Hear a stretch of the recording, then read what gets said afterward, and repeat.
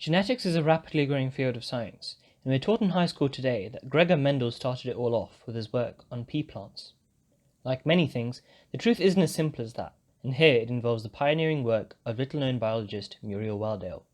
You see, Mendel was largely ignored during his time, and it took until the start of the 20th century for his rediscovery. A small group of scientists, including Wheldale, performed breeding experiments on various organisms and concluded that different traits were inherited through alleles, whose true identity was still a mystery. Wheldale chose the common snapdragon to investigate, but ended up not just supporting Mendel's hypothesis, but actually building on his ideas. Using a unique chemical approach, she found that the different colours that she observed were produced by chemical pigments called anthocyanins.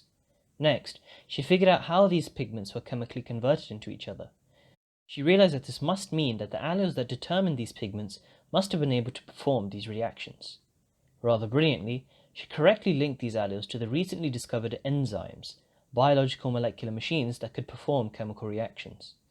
Chemistry had never been used with biology in this way before, and this led to the emergence of a new field of science, chemical genetics, which we often call molecular biology today. Her work is especially incredible because of the obvious difficulties of being a female scientist in the early 20th century. Though she received first class in natural sciences at Cambridge, she was not awarded a degree or allowed into any scientific associations until 1913. Furthermore, she was originally a botanist, and so did not have strong footing in genetics and biochemistry initially.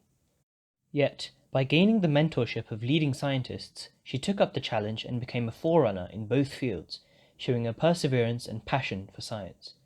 This is what I think makes Muriel Wheldale a hero, not just thriving in what she was good at, but constantly pushing her limits for the betterment of science.